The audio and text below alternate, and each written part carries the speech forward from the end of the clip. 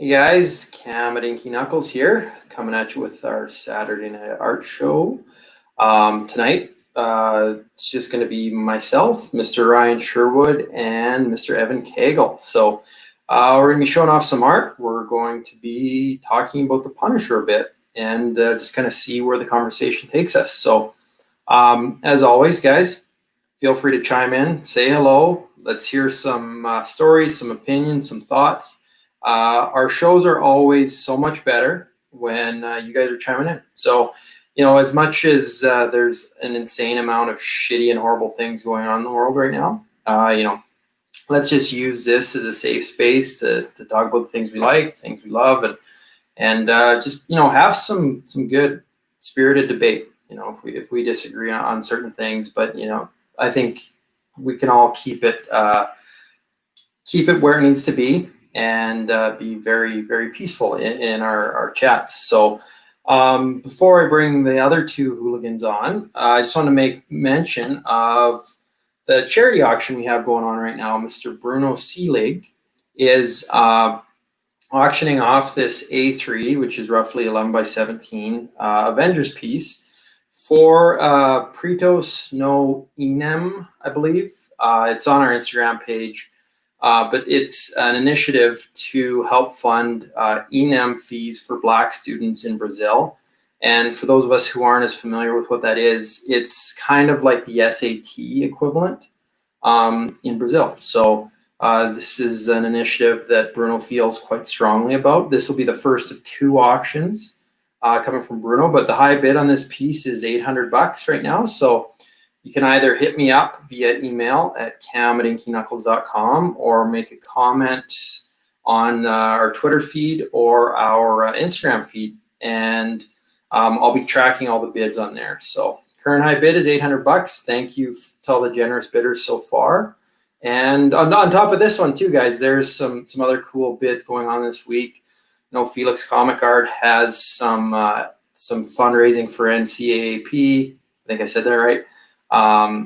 Nick Klein, Chris Burnham, there's a few other ones I can't recall, but you know, if you're feeling like bidding on some more charity items, I guess hit those guys up too. A lot of great initiatives going on, but for right now, this is the first of two that we have for Bruno. So again, thanks for everyone's kindness in this trying time. I know a lot of people have put a lot of money towards various positive initiatives with a lot of art auctions. So thanks.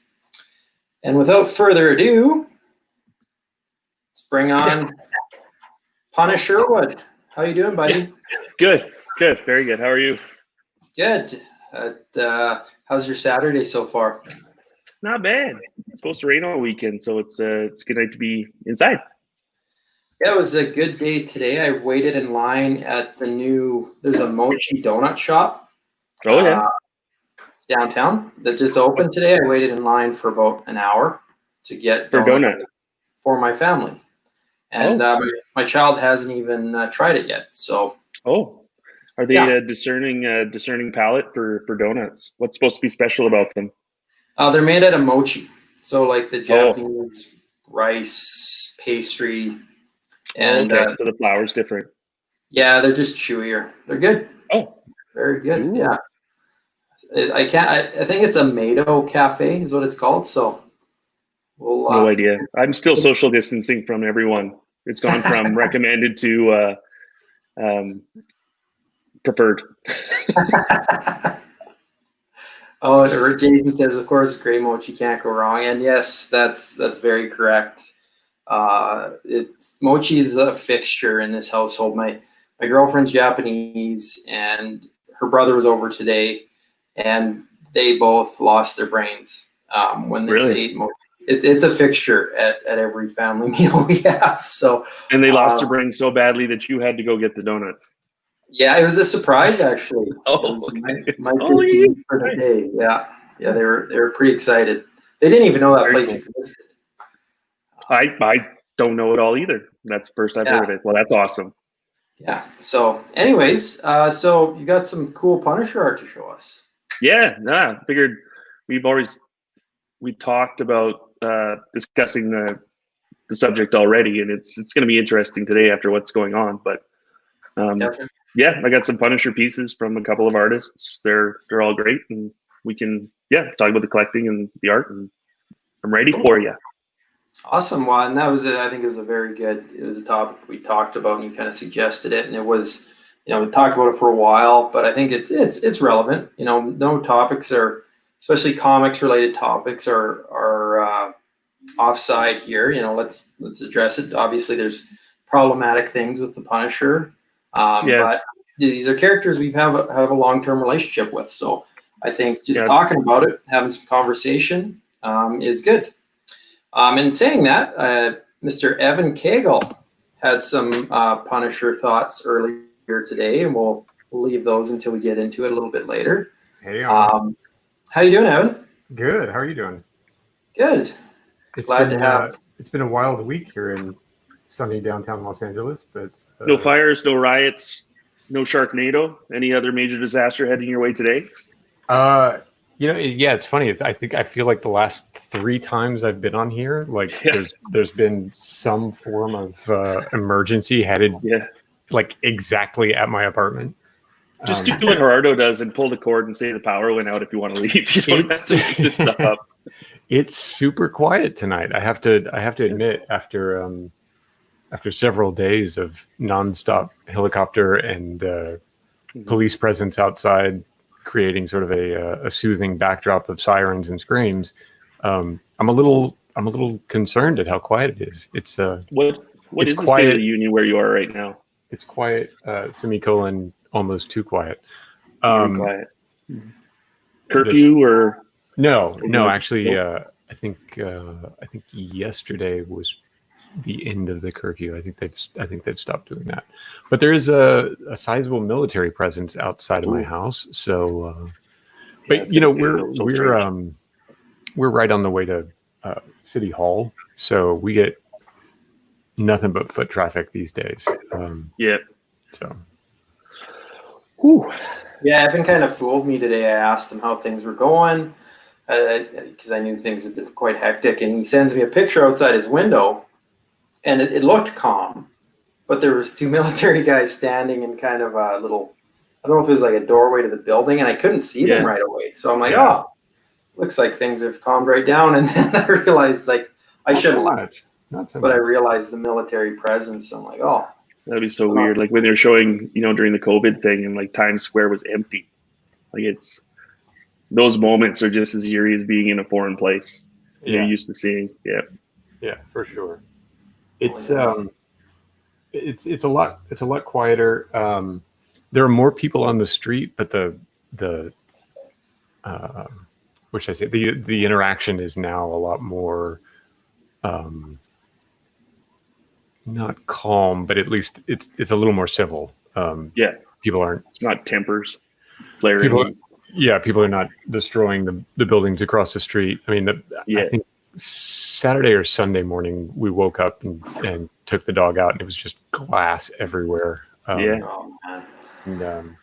it's not been like that since. So Well, I'm glad to hear that at least your situation has calmed down a bit, and you guys can relax a little bit. I know we're a long ways away from any type of normalcy in the world, but it's always good to hear that you just sounded even a little less stressed out on our text today, Evan. So I'm happy for that.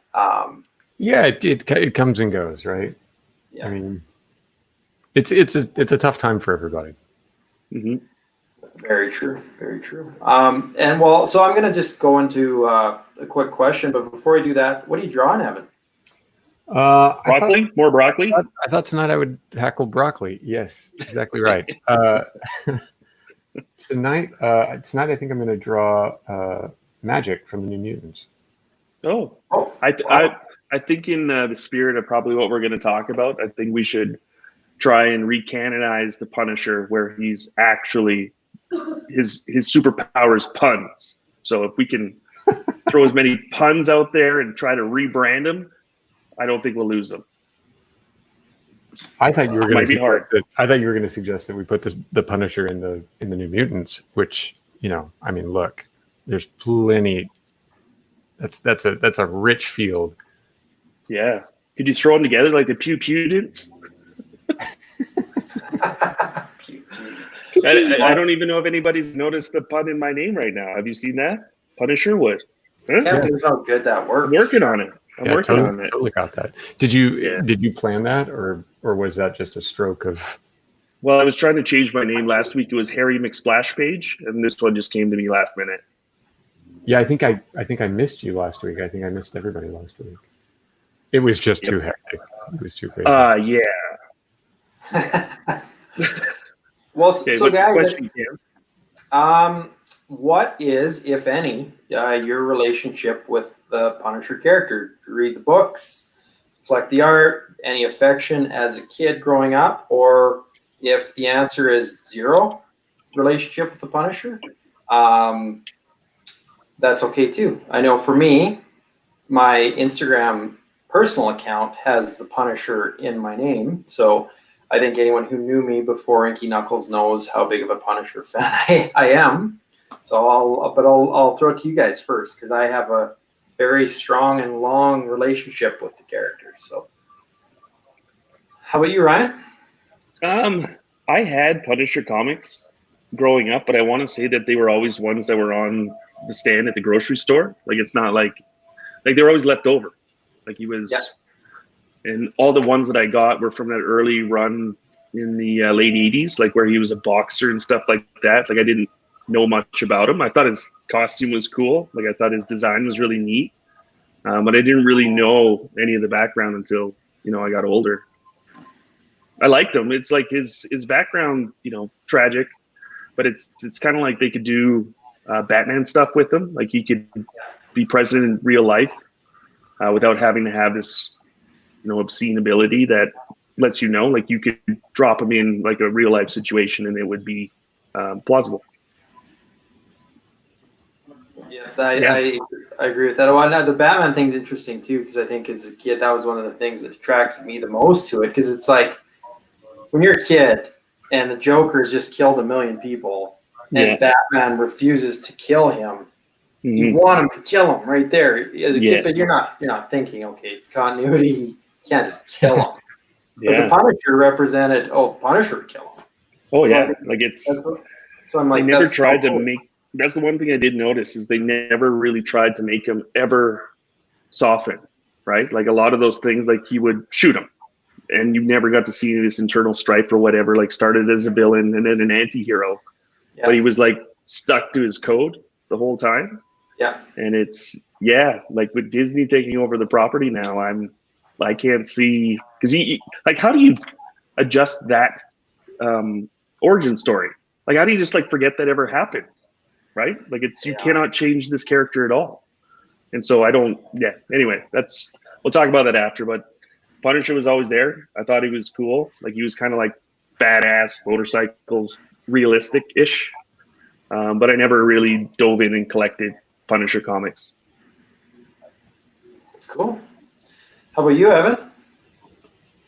Oh man. I think I told you earlier, I remember those early issues in the 80s, and it being sort of like just sort of being confused. Like, I don't think I got it. I didn't really. Mm-hmm. I think my first read was like, wait, so what's his superpower? Like, can you aim perfectly? Like, I was like, he's like a beefier bullseye, right? Like, he can just hit anything. Mm-hmm. Is that the thing? And then. And then does he have like an arsenal of puns? Yeah, like I don't know. I think I had mutants on the brain, and so I was like, I don't get it. What is the deal here? Like, what is this dude? And then as years went by, he just receded into the background of characters that I didn't understand and didn't try to understand. He was sort of like he was sort of like the Fantastic Four to me. I recognized that he appealed to someone, but it wasn't me. On the periphery, right? Like Ghost Rider's the same kind of thing. Like, I'm like setting their hair on fire, probably like the Ghost Rider. I'm fascinated to hear Cam talk about the Punisher, because honestly, I don't think I even know anyone personally who has had a real affinity to the Punisher, and so I'm dying to know what the draw was. Well, Skulls and guns. Yeah. Surely it can't be that simple. Justified revenge. Like it's. Anyway. But it is kind of like that classic Western feel, and honestly, I think a lot of my childhood memories growing up, my cousins were older and they hunted lots, and I hung out with them quite a bit, and I always really looked up to them, and they always dug the Punisher. Just I don't know why. I think it was just a violent comic at the time, and it was a little edgier. I think you felt like you're maybe a little cooler than your friends who are looking at a superhero comic. You're seeing that in the comments. Like it was with all the other comics, but you felt like it had a bit more of the edge. Like it was who was commenting that their grandma took it away and thought he had problems. Yeah, like it was. Like it's in the P. Like My Little Pony was probably the comic right beside it. Well, and I felt like a part of it too, and I don't know if this was the case either, but Wolverine has a lot of those same elements, that justified revenge, that rage. But in certain times, Wolverine was so popular, it felt like the Punisher was just hipster version of Wolverine, where right. So Wolverine had been co-opted by the masses, but the Punisher was still pure. That's exactly it. And he's in stretchy spandex versus somebody that's just decked out in military gear, right? Right. Like how do you somebody walking dressed as the Punisher to the grocery store would probably be intimidating. Somebody wearing bright yellow spandex that has to explain why he's doing that is a lot less intimidating. So optically, you can kind of you can understand exactly what this guy is trying to represent by doing it. Right. Sorry. Yeah, and I think I really don't know what it was. I think a lot of it was nostalgia driven, but a few things happened when we talk about that period when you kind of get back into comics. And two of the earlier comics I'd kind of read on my way back into comics, there was a Wolverine kind of arc. It started out as like a mafia kind of thing, and Wolverine took it upon himself to bring down these mob guys who kidnapped or killed this young kid. And there's a few really cool one-off issues in there where it was just self-contained. You didn't know exactly what the angle was Wolverine was playing.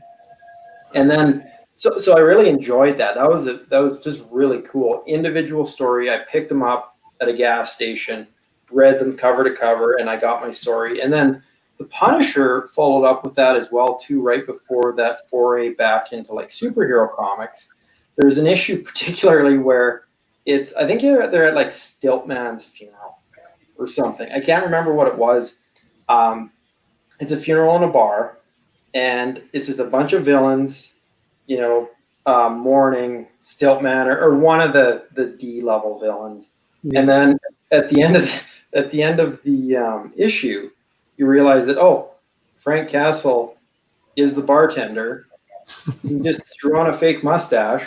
He walks out. He leaves the Punisher skull on a drink napkin, then just blows up the bar with 50 supervillains in it. And I was like, and I just naive and young. I didn't see the twist coming. I had no idea.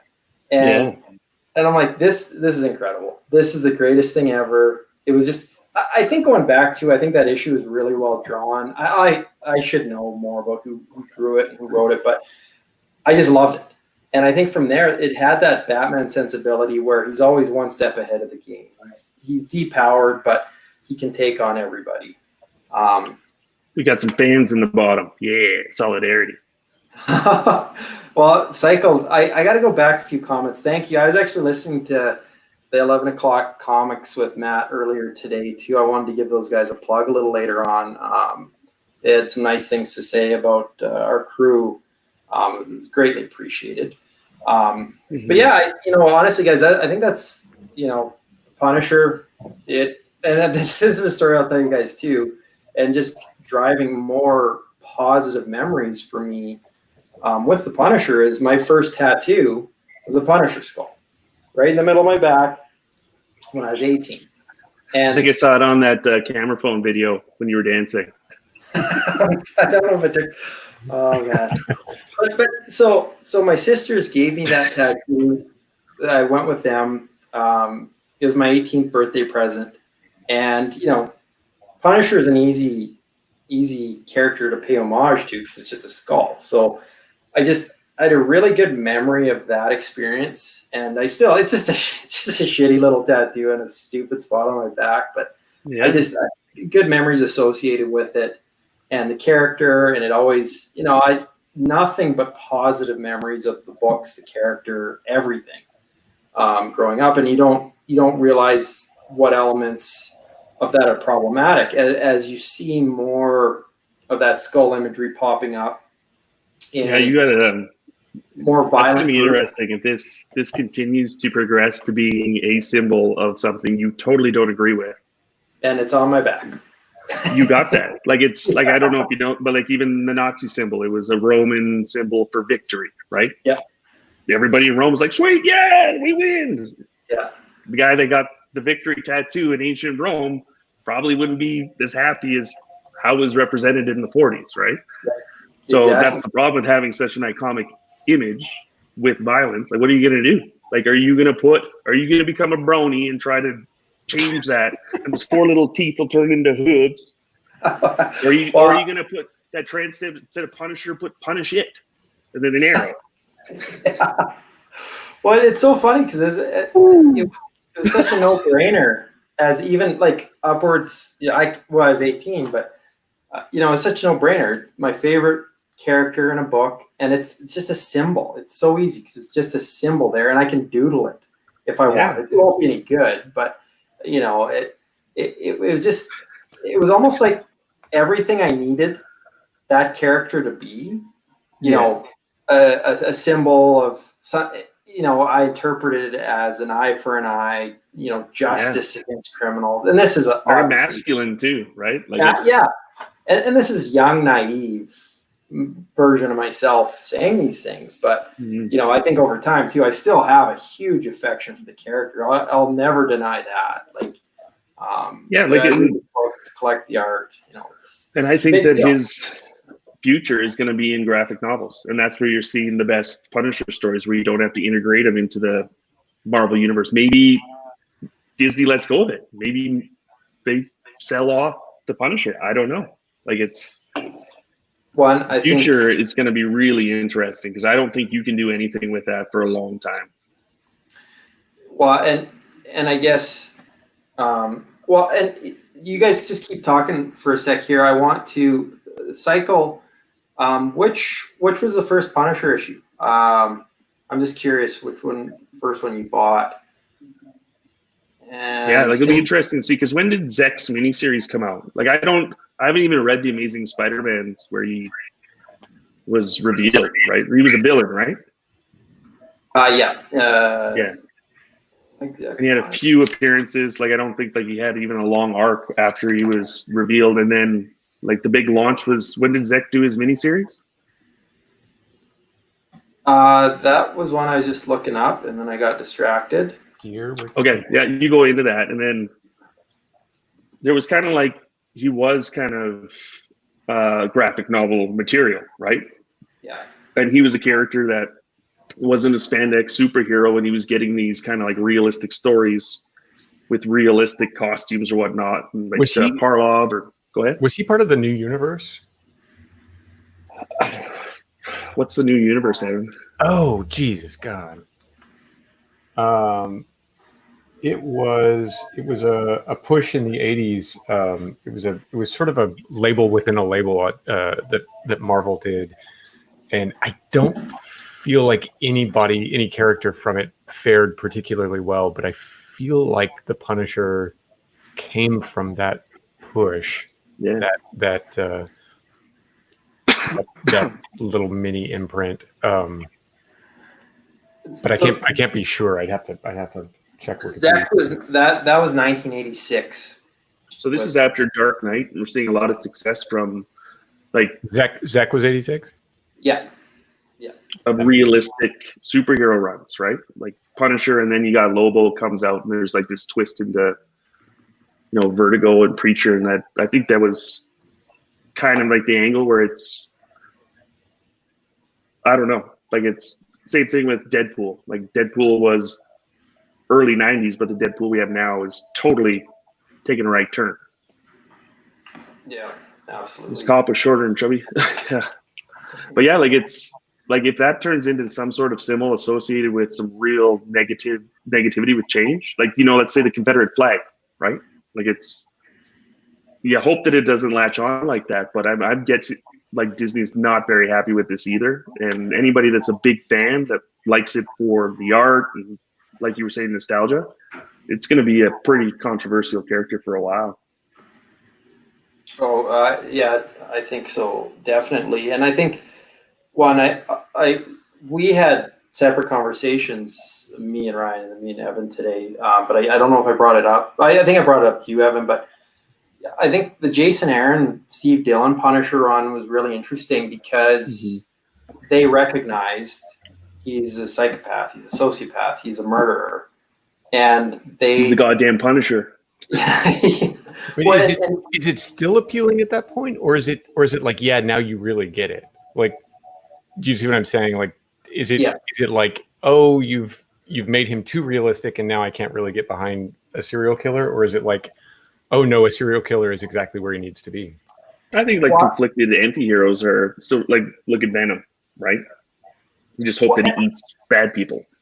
I think what Aaron and Dillon did really well was the characters that they brought in, because they brought in Bullseye and Elektra, and it was all circling around Kingpin at the time, and they were such horrendous versions of those characters that, the lesser of two evils was right. Frank Castle. But I just remember a jarring moment. I mean, but that's sort of the Frank Miller pattern back then, right? It was like Daredevil could do all sorts of crazy shit, but he wasn't a Kingpin. Like Elektra could do all kinds of crazy shit, but so long as she went back to Matt Murdock, it's sort of okay. Like, and maybe that's the appeal of Punisher too. Like, if Punisher is in a story with any other character, like Spider-Man, right, the other dude, like, you're going to get a certain style of comic when the Punisher's in it. Like, it doesn't necessarily need to focus on it, but that something darker, more realistic will come out. Like, it's not like he jumps in the Fantastic Four mobile with the thing and they're off into space. Right. Like Spider-Man in a, Squirrel Girl comic versus Spider-Man in a Punisher comic. You're guaranteed to get something a little bit different with that character. Yeah. And I think, the biggest thing was the characterization of, and this is, if more people, read the Punisher like they read Spider-Man or Superman, these continuity twists, because in the Aaron run, there's at one point where his marriage is failing after he comes back from the war, and he leans over, and I can't recall, I'm pretty sure he whispers in his wife's ear that he wants a divorce, but he whispered it, so you had to get your magnifying glass out and read it. It was one of those, you see it rarely in comics, but because he couldn't cope with, he needed his war, so it wasn't a happy, like, I think that was the night before his family was murdered, so all of a sudden it wasn't portraying this happy family man, glad to be home. It was portraying this different person who, chose his cause over his family.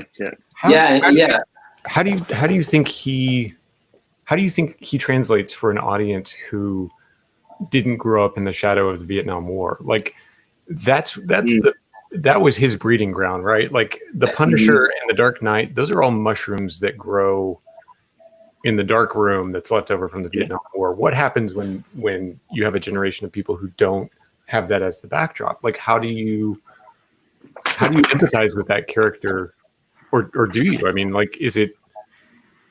I think without that context, what is he? I think that you will always have a very strong particular following with that character. They'll just never be universal. At some point or was it him, or was it Fury, or wasn't or I can't remember which war-driven character it was, but they just keep bumping the war that they came home from Right, sure. based on the time. Yeah. And I can't remember if Like which character Twitter, it was. just in that like global Twitter war. People Well, identify with that. Like he's going to be on a computer. The thing Social is, justice warrior. the problem with that though is that each war is like a character, right? Like each war has such a specific sort of veteran that it leaves behind, right? Like you would never mistake a veteran from either of our wars in the Middle East with a veteran from the Vietnam War. It's a totally different animal, and the person that's left from it and his or her feelings afterwards is unique. So it's sort of, I don't know. I guess there's an argument to be made that, you know, on some level, war is war, and if you're discussing war, you can do it in sort of abstract terms. But I don't know. I'm not. We have an entire generation that's never experienced that, and may never. Right? Yeah. It's a very. I don't know. I don't know that I'm quite on board with that. Like I think the feeling that you got after the Vietnam War, which was so profoundly different from any war before it, and maybe a little less profoundly different than everything after it, but it doesn't seem to translate. You know, it doesn't seem.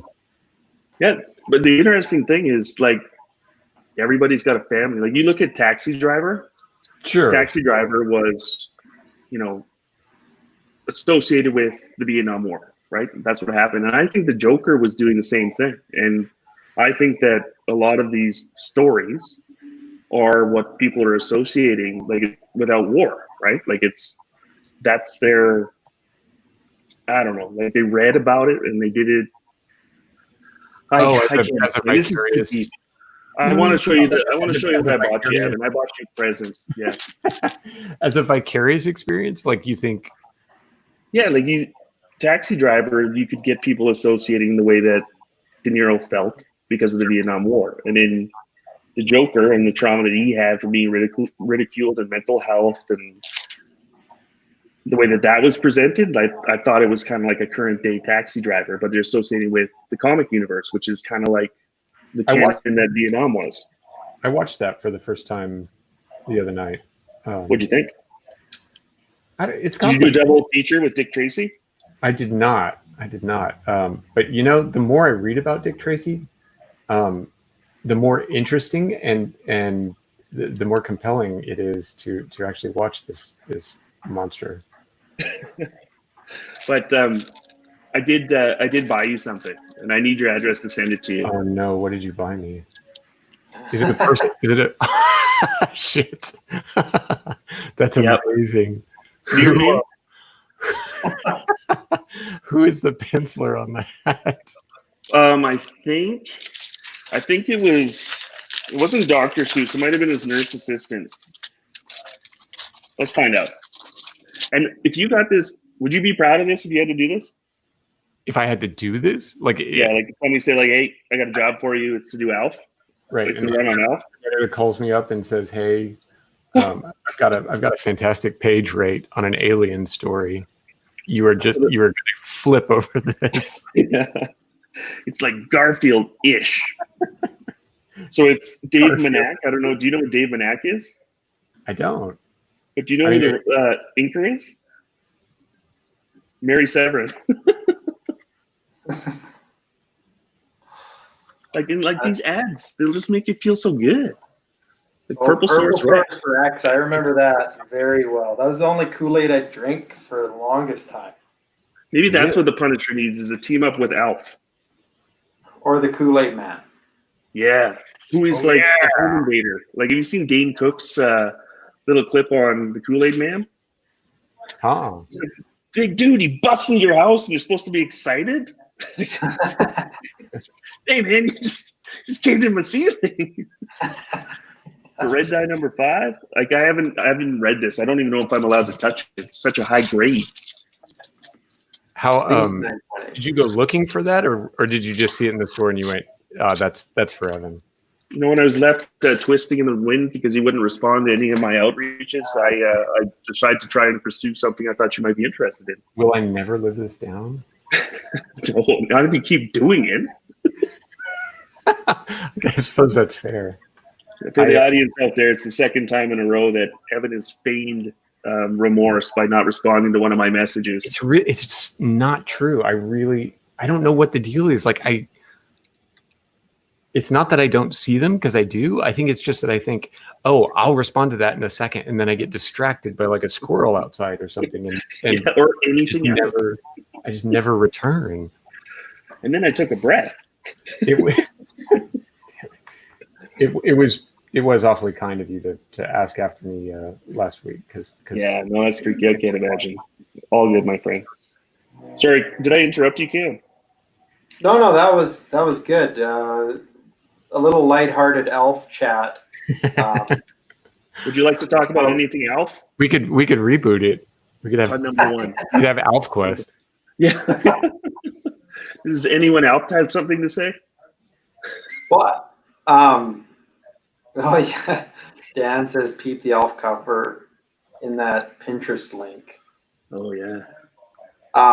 Rob has an interesting point too, because Rob's a huge CGR fan, and we're gonna have Rob on next week. So look out for that. He's got a crazy Cosmic Ghost Rider collection. And for those who don't know, if you haven't read anything CGR related, he's the Punisher over millennia of stuff going on. And I think, given Disney's probable taking Punisher out of Marvel or the MCU, CGR might be kind of the Frank Castle they use going forward. So, but Rob just has something interesting to say about how he wasn't a big Punisher fan or Ghost Rider fan, but obviously something about the combo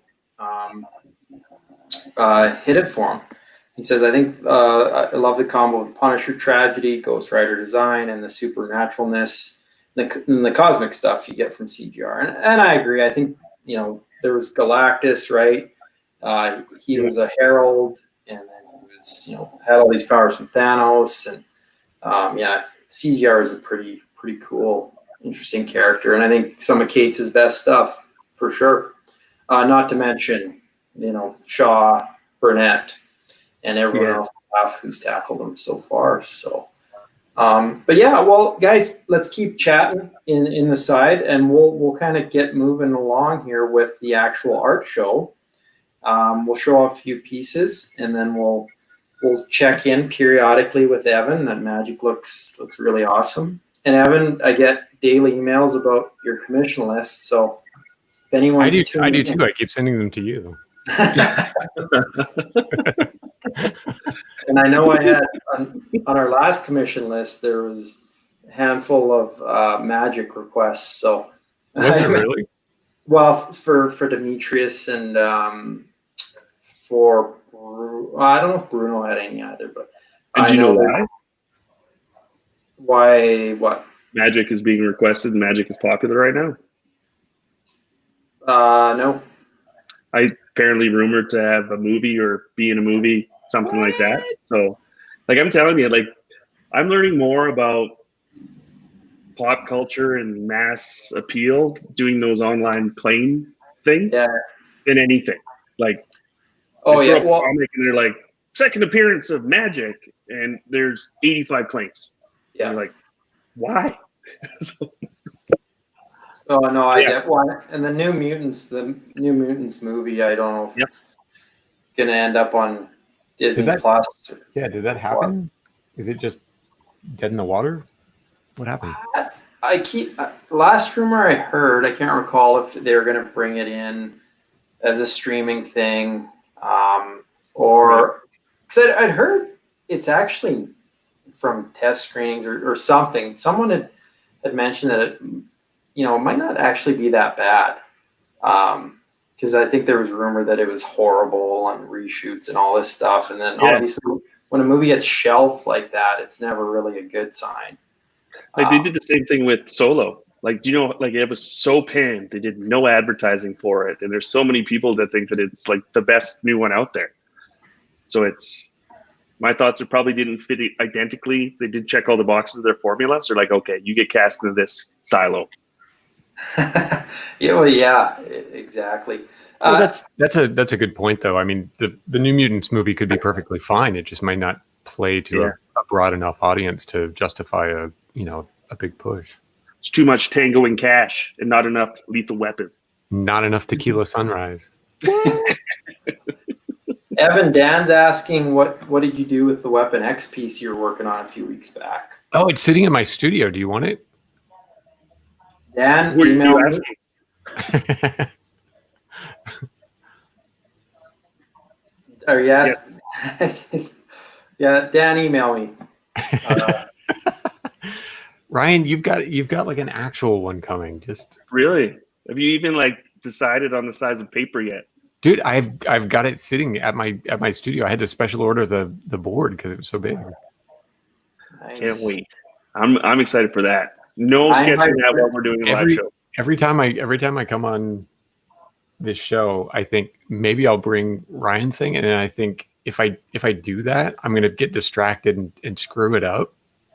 Just like you were drawing Black Manta into everything, you're gonna draw like facial hair on everything. That's the other thing. You're gonna make some snide comment, and I'm gonna be like, "Oh crap!" Now I've got to start. You spelled that wrong. Like, which matters less. Exactly. Was that What do you Nixie? want to? No, I did that to Matt Allison. Matt Allison, that's who it was. On a live show. This I learned how to handle the pressure of these things, you know? Yeah, well, I think that was one of the things too, though, with that Secret Wars title. I could see how you could he was so involved in creating that logo. That it's one of those things where you could just be like, "Oh no, Yeah. I left out." And Yeah, no, I mean, as a fellow noodler, I totally get the idea that like you could miss the forest for the trees and be like, I just wrote Supper Man. Fuck. What is a war secrete anyway? Right. Exactly. yeah, X meme. Yes, well, Matt has since gotten over it. He didn't slander you too hard when I listened to the 11 o'clock comics podcast. Did it show up there? Speaking of Matt, Talk about it? no, I'm only about 2/3 of the way through the podcast. It a long one, but Cancor was supposed to be in my hands this week, but it's hung up somewhere. Oh, hey, I forgot to ask you, what do you think of Ramadan? I haven't read it yet. What? Get out I of thought here! you were talking about the event. No, sorry, the Sandman issue. Well, what happened, Evan, was I promised my cousin in Saskatchewan I would give him a bunch of my graphic novels to read because he's got some free time on his hands and he wants to get caught up. So I finished reading all the ones that I'd read halfway through. So they're going to him tomorrow. So Ramadan is next on my list. I felt so bad because I knew you were going to ask me that. No, it's fine. It's fine. Anyone watching, that's Evan's favorite Sandman story is Ramadan. Oh.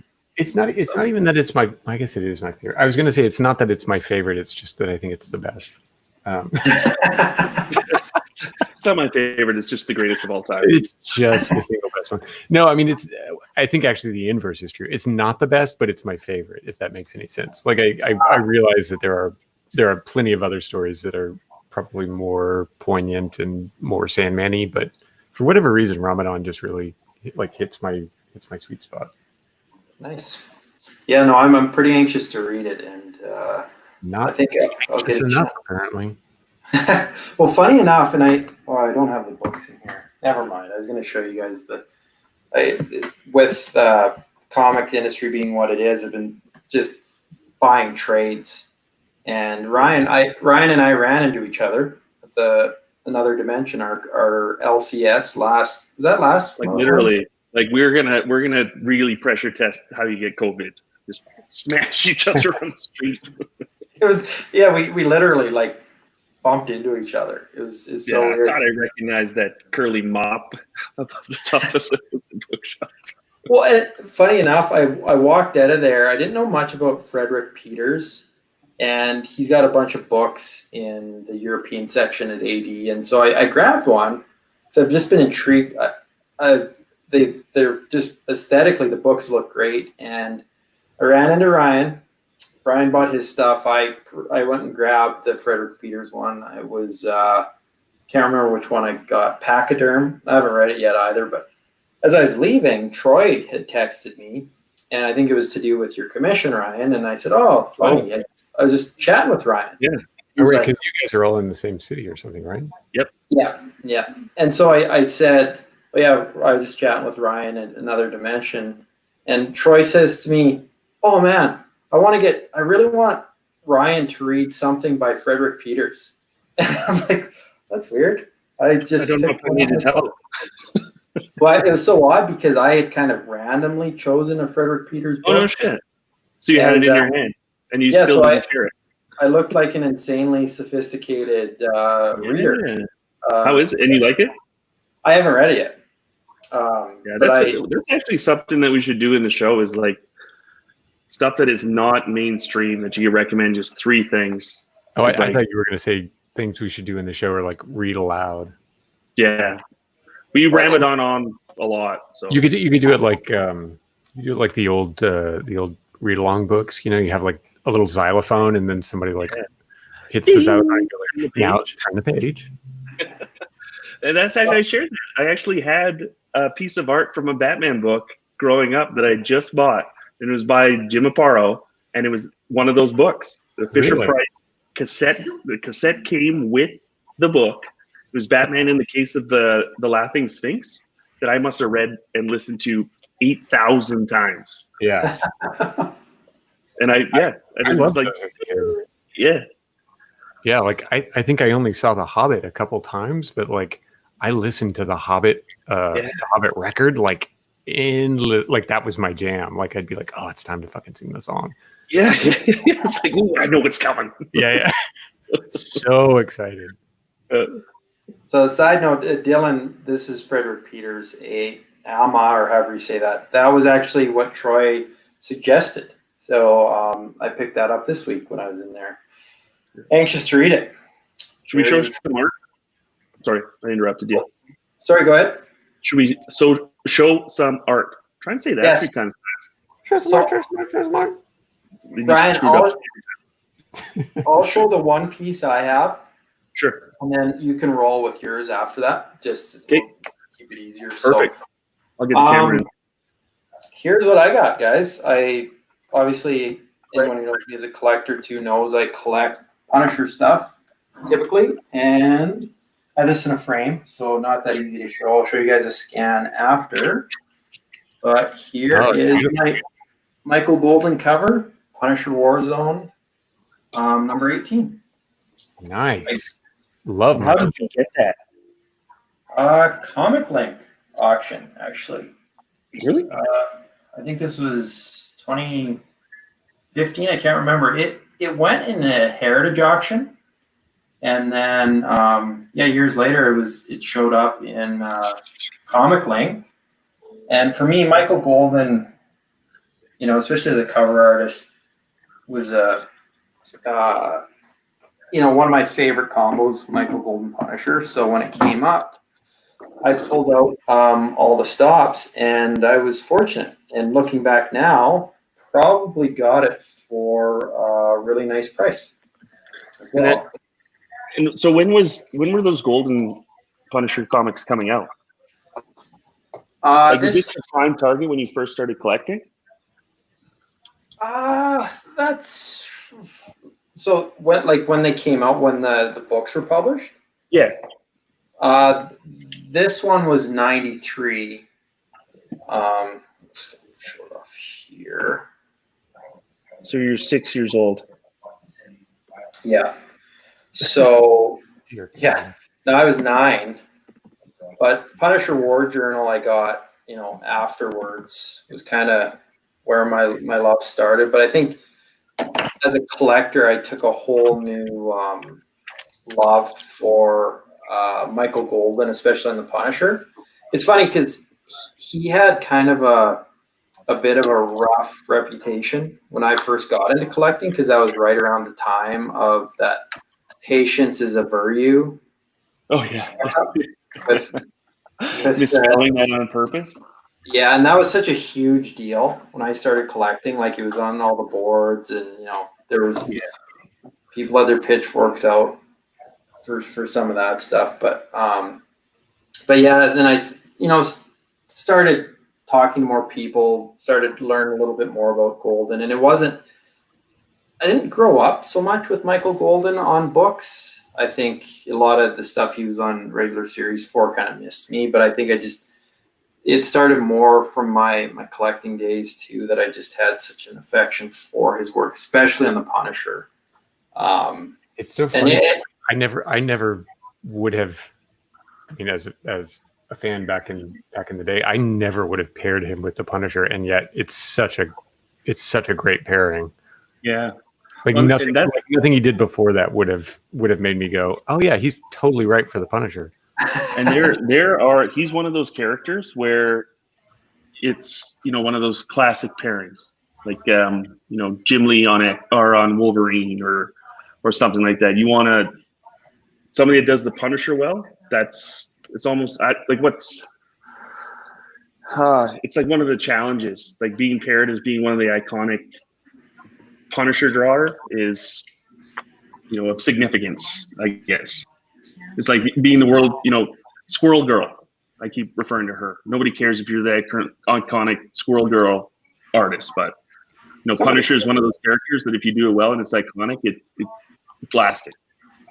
One thing, Evan, I think, and obviously we wouldn't have been aware of it at the time, with Golden coming in from Bucky O'Hare in the books he did, and not seeing it as a interesting or as a good fit for the Punisher. I think he's got a pretty dense military background, so anything tactical. No, it's funny because you actually just jarred my memory. There was something that he did.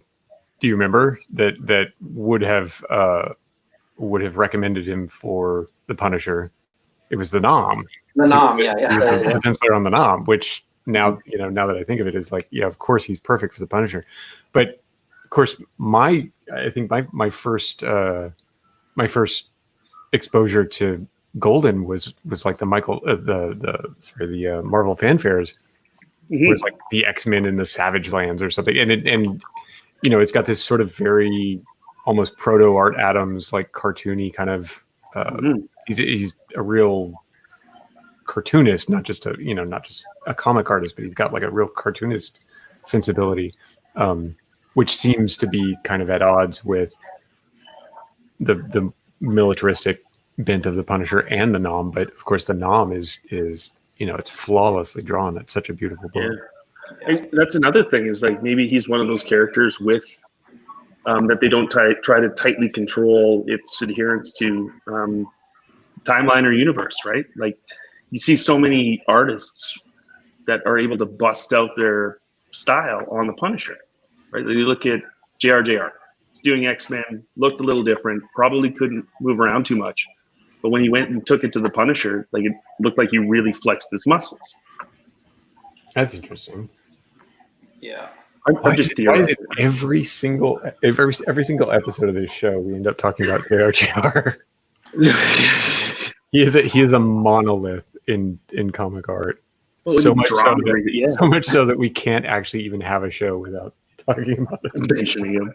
Well, I even opted against, because I think I showed my Romita Jr. piece on one of the early shows, so I didn't bring it on here tonight, even though we tried to avoid it.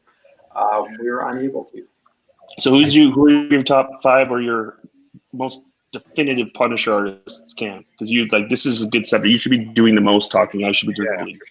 For sure. No, I feel like I get maybe a little too fanboy with it, but I think Zaffino, Golden, Romita Jr., Parlov, and Steve Dillon. And okay. I understand I did leave out Mike Zeck, but I think for what I was reading, what I read, my foray back into comics, I think I'd be remiss to say Parlov and Steve Dillon weren't as big a part of that, as anyone else. So and these are artists that have been on like long runs or definitive arcs or were on the comic. Like, are these people that have depicted your favorite Punisher? That's hard to say, because Zaf brought it up, and we talked about it before with Zaf, and I tried to commission a Punisher from him years ago. That was an homage to one of his father's Punisher illustrations, he told me he'd prefer to do Goran Parlov's version, which blew my mind. But I think Goran Parlov's absolute master as well. So. I can't really say. I don't think Steve Dillon's Punisher was one I'd look at and say, oh, that was my favorite rendition. But I think I just enjoyed Dillon's Punisher books so much. And it was the Dillon Ennis and the Dillon Aaron combination I love so much. But I just really like that combination. But I think I'm kind of with Zaf, that big hulking figure that Goran Parlov brings. It's really hard to argue with that as that not being one of the best renditions. So those are just my 2 cents. And I do love Mike Zeck. It's just he doesn't hit that sweet spot for me like the other guys do for whatever reasons. That's so interesting. What are your thoughts on those guys, Evan, or any of those 5 guys other than Romita Jr. we talked about all the time? Yeah. Of course I'm gonna take the contrarian viewpoint. Like, I love Mike Zeck. Which, it's not like you said you hated Mike Zeck or anything, but something about I don't know. Didn't he do the Spider-Man with Kraven the Hunter, where Kraven's last time. So that issue, like, that really actually kind of destroyed me, and I have such a visceral reaction to almost every single frame, every panel on every page of that book. It's so good, it's so tight. Like when Kraven's eating those spiders, like that is an image in the comic I'll never forget. It baked my brain at the time, and it still does. So I've got nothing but love for Mike Zeck. But I can't speak to favorite Punisher stuff because, of course, he's not my guy. I didn't have any particular love for the Punisher, so I can't claim any special affinity to any of his artists the way that you can. Zeck has been involved in so many iconic covers too. Oh yeah, like the Captain America annual, like Secret Wars, right? Yeah, like when he does some of those images, they are about as good as they come for cover work, right? So, yeah. Oh man, Kraven's Last Hunt. Yeah. That was so good. God, so good.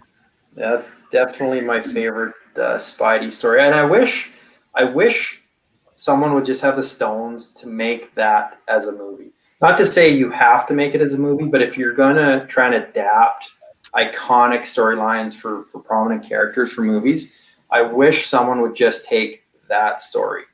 I don't know why. I almost think you need as much setup with Kraven as say the Joker with Batman in order to really make that story hurt, right? Because if this is your first meeting with Kraven, you don't give a shit.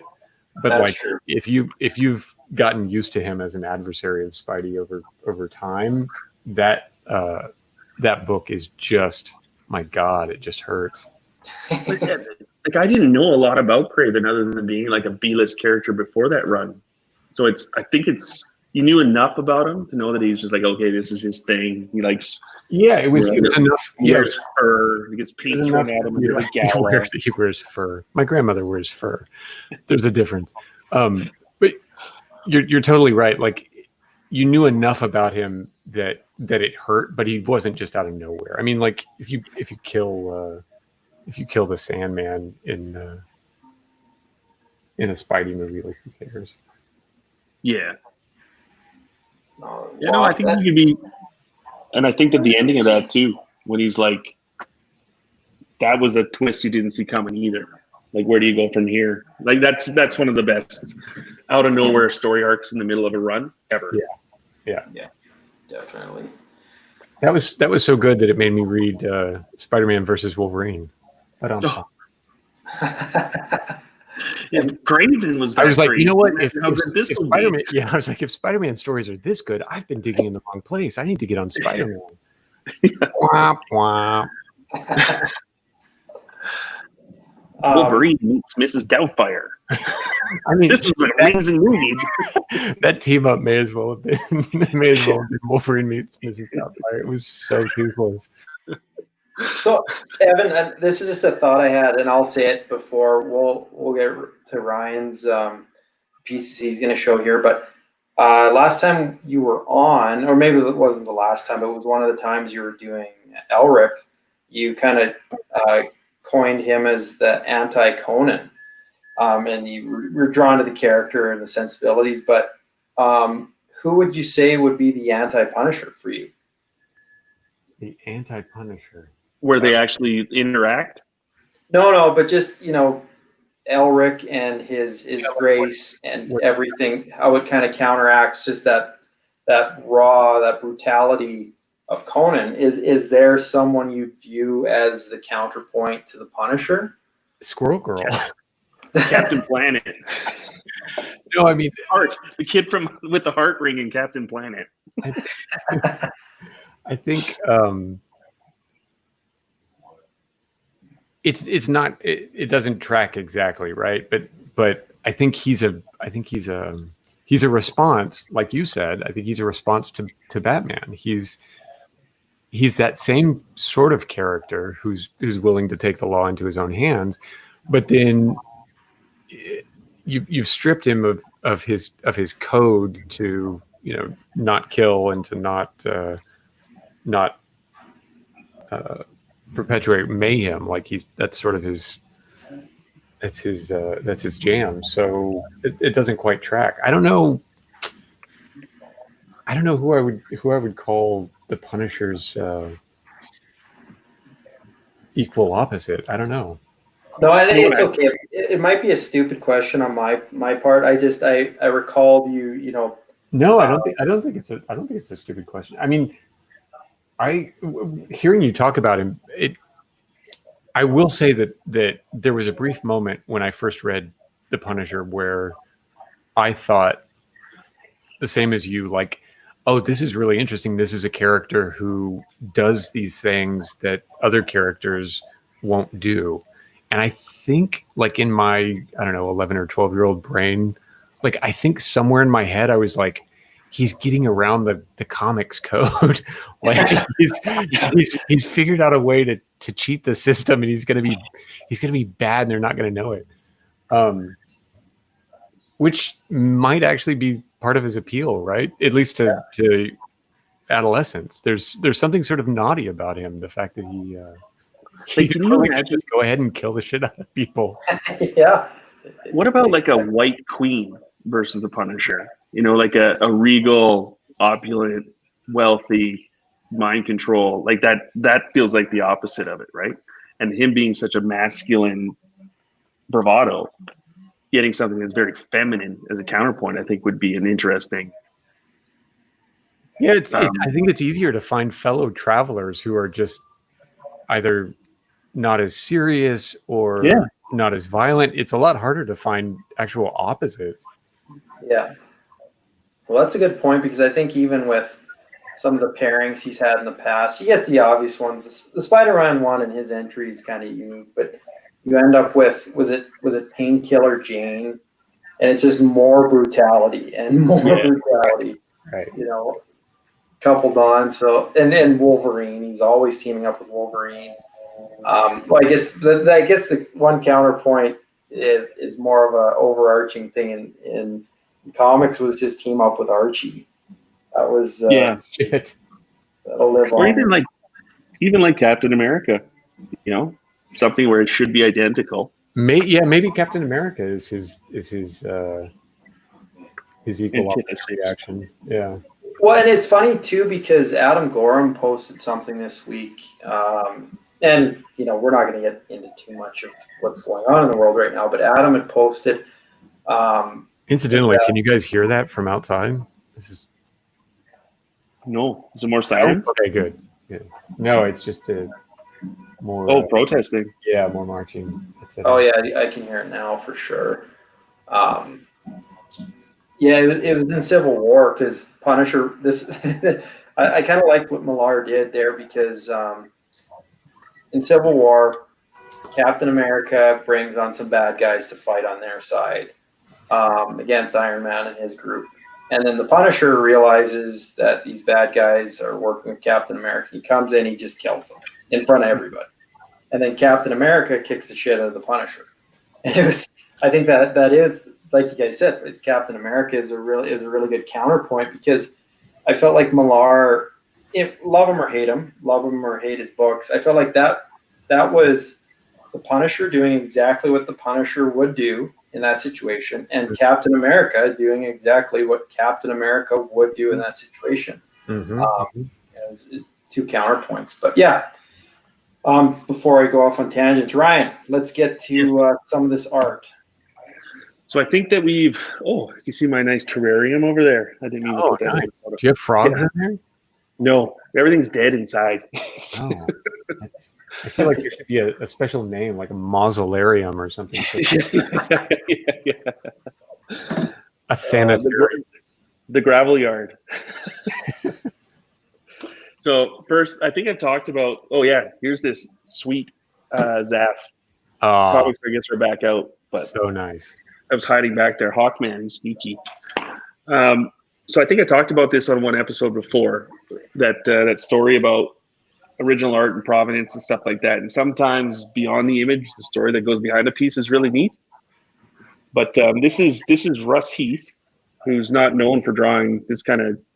Well, I guess he's done some war books before, but Jorge Zafino was a huge fan. Sent Russ Heath a piece, just saying he admired him, and then Russ Heath had done this piece as an homage to that piece in return, and he also sent the family another piece in addition. So this is one depiction, kind of based on what Jorge Zafino was drawing at the time, and so he's got kind of that same superhero tights.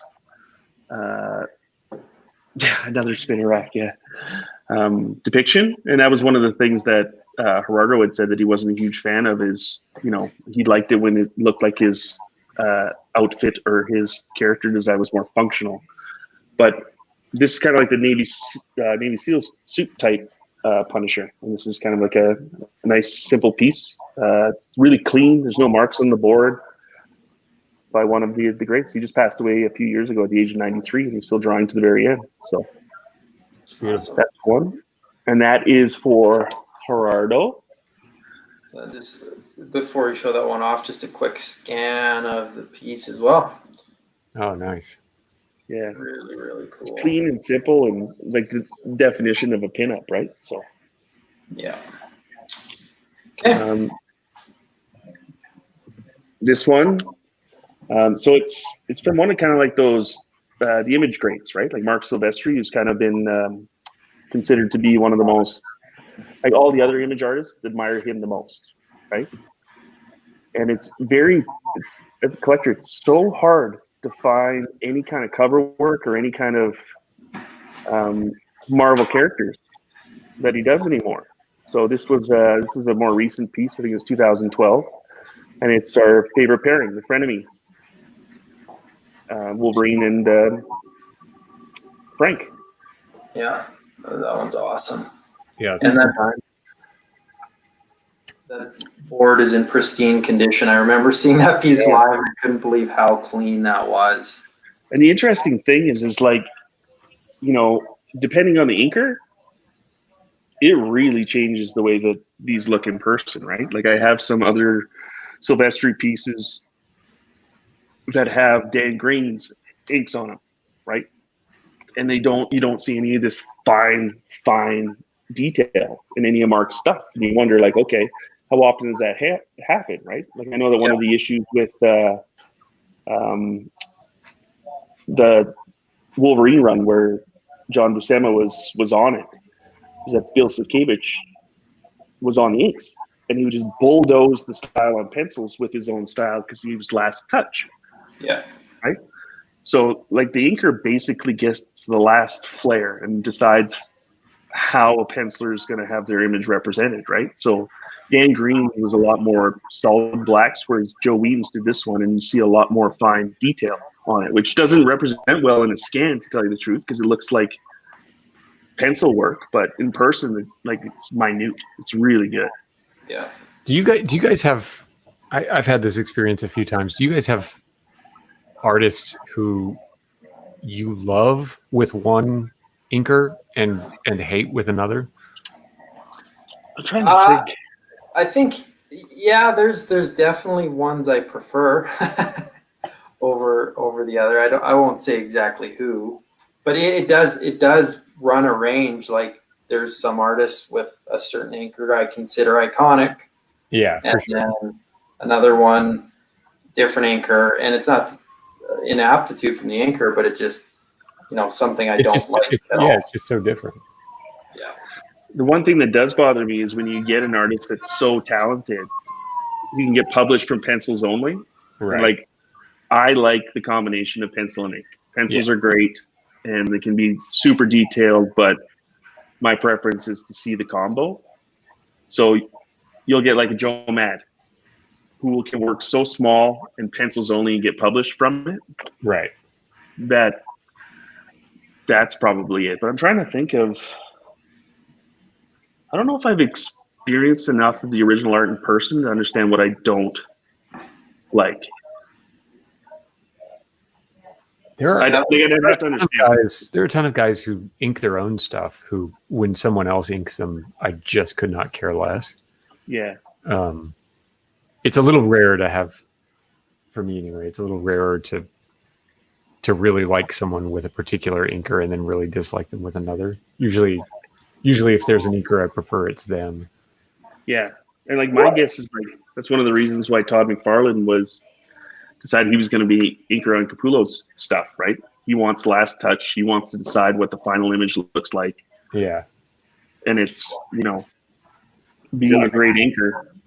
I don't know. Would you, how do you feel about, would you ink anybody, or is there people like, I don't feel comfortable, or there's no rescuing this? Like Scott Williams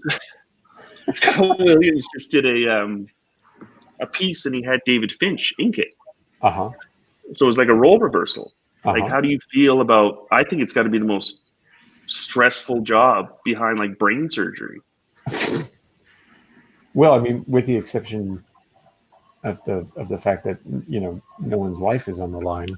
Well, sometimes I bet you it is. Like, you have no idea how much of a mafia guy Joe Caseta is. I would ink somebody else's stuff. I don't know that I would be super into somebody else inking my own. Yeah.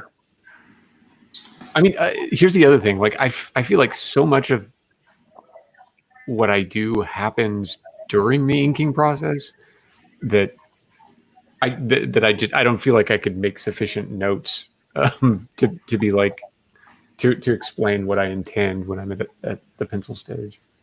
Do you think that there's kind of been, with digital layouts and digital pencils, and you have the pencilers able to concentrate more on the inking, the finishing of it?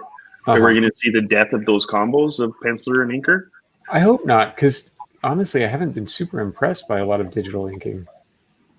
Well, not even the inking side. I mean, like, you have, like a penciler will put all of his effort into the pencil piece and hand it off to the inker, and the inker does all of the inking.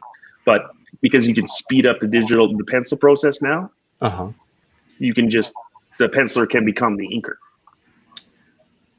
You know what I mean? Yeah. Like Zaf, for example. Like Zaf does digital layouts, digital pencils, and then his finishing is the inks. Right. So he's able to kind of like skip the whole pencil process and do the finished image with inks. Sure. And I don't think you could do that before, could you? Yeah, I don't think there's anything wrong with that.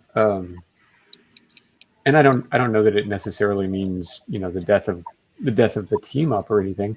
I will say that one thing that I am aware that I miss is having somebody else's voice in the mix. Right. And I even on the heels of just saying, like, I don't know if I'd want anybody else inking my stuff. Like, at the same time, I realize that collaborations are huge. You get so much out of having somebody else's point of view brought to your work. Oh man, like, how would you handle something like that if you got suddenly like one of the greats is inking your piece? Like, you have a vision of the way you want it to look, and then Kevin Nolan comes in and bulldozes it, and like, no, this Lady Deathstrike has 3 boobs. I mean, I don't know. I just don't see any more of those team ups anymore. I don't know. Like, I'd love to hear some fights over, like, some of the war stories behind the scenes of an inker screwing something up because he was out partying the night before, like Dennis Rodman. He's a rock star inker, but he was out, in the VIP area drinking champagne, and he fucked up somebody's piece. Yeah, one thing I kind of love that. Like, yeah, me too. I mean, even as an artist, I love that. Like, I love it when people don't play nice. It's just so much, like fun. Especially if, like, you went out and you forgot that it wasn't an Aquaman piece. You started inking the helmet and you turned it into Black Manta when it was supposed to be Weapon X. You know what? I'm only going to say this once, Ryan. Like, that piece isn't done. Like, just P's and Q's, buddy. Like, wait till you have it in your hand, then go after me. Like, stuff where, like, the inker is using more whiteout than the penciler type stories. It's like, whoops. Well, anything I've heard, I haven't heard a lot, and I'll never out anyone or name names, but I've heard more conflicts between colorists and penciler inker than I have with guys. And it's interesting you bring up Finch and Scott Williams, because I asked David Finch the first time I met him in Seattle. I asked about his preference for inker, and I think his first response was he likes to ink his own stuff. And like you said, it's that last touch. But he said, I can't remember. All I remember is he told me that whoever he told me his favorite inker to work with was not who I thought it was going to be. So that was quite interesting. Really? But, the funny role reversal with him and Scott Williams is I think Finch's work has never looked better than when Williams inked it briefly for that Dark Knight. That run when they worked together. I thought that was those two guys at the top of their game, but that's just an aside. So. Yeah, but you like buddy stories, so you're like a fan of the inker, right? Yeah, well, I thought Williams, it was just like a match made in heaven. I thought he brought out the best in Finch's work, and I loved that. And it just had that iconic, feel to it. It felt a little bit like Scott working with Jim in those early X-Men days, but it was something a little bit different. And on Dan, I was just gonna say, like, he brings something to a piece with the way that he inks stuff. Absolutely, yeah. I told you my Klaus Janson Ernie Cologne thing, didn't I, Cam? No. Didn't we? I thought we talked about that while I was in Mexico. Did we not talk about that? Like on Conan stuff.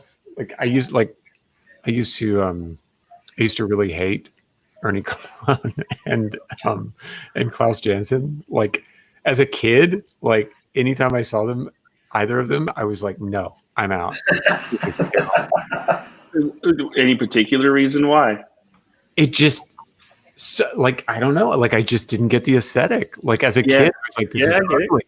It's ugly. And now, of course, as an adult and a professional artist, like, I look at those two guys and I'm like, oh my God, if I had even an ounce of the talent that either of those two guys had.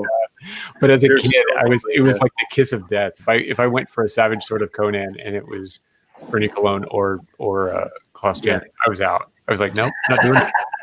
Not doing it this month. It's amazing how your tastes and what art is appealing changes over time, right? When you think about it, you're on cartoons, so like exposure to body hair on the human, probably like, what is that? No, I like how I like my comics. X-Men Annual number 10, where Art Adams draws like every single hair on Wolverine's back. I thought I was gonna faint.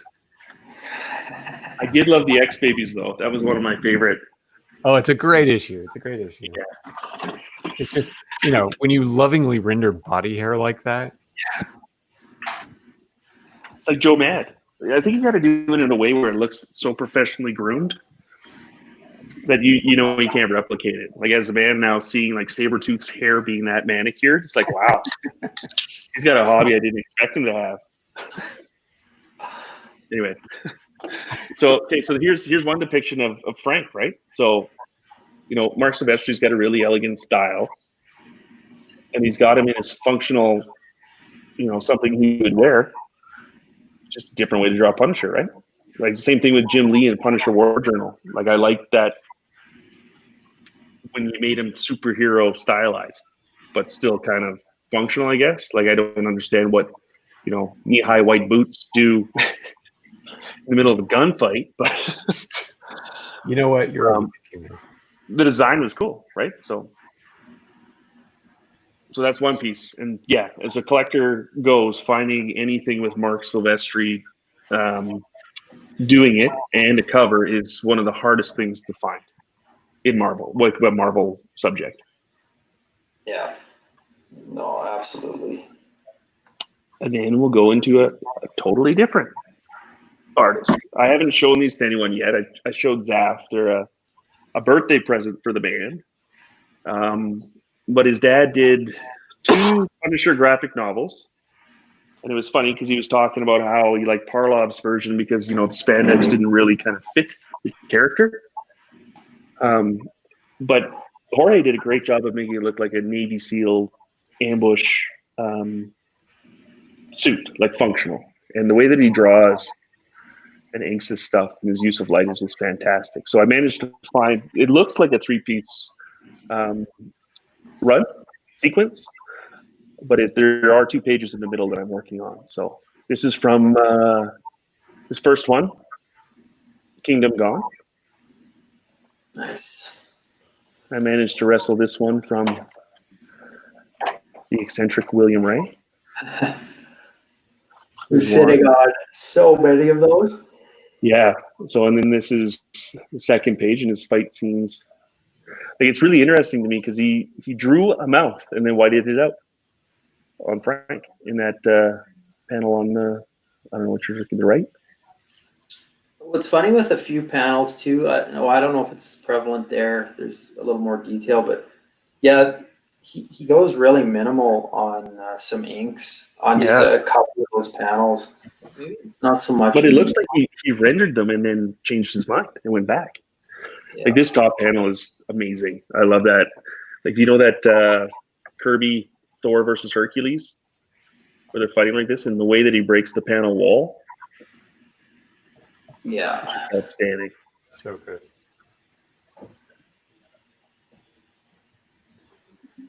Yeah, those are incredible. Yeah. This way. And then the third page. Oh, no. That was the third page. And then this was the other one that I had.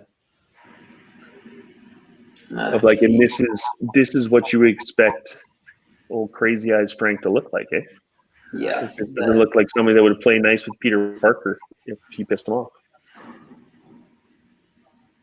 There's some screen tones in that one too, right? Yeah. Yeah. Yeah, it's lovely. Like old Crazy Eyes. And that's, when you can depict something without the use of, like, you could look at this and just see the black suit and the white glove. I know that's the Punisher, right? Yeah.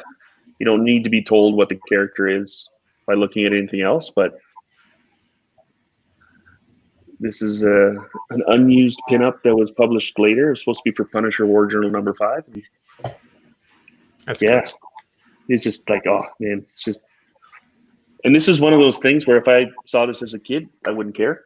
Like it would be, this isn't, I don't see any bubble gum in any of these panels. But growing up and just seeing simple things that are incredibly technical, it's so cool to see. So the biggest thing to note too here is that there's such a finite amount of Jorge Zaffino stuff and a more smaller amount of Zaffino Punisher stuff, and highly influential in and the owners of this art are really interesting. Finding out where it is, it's not what you would expect.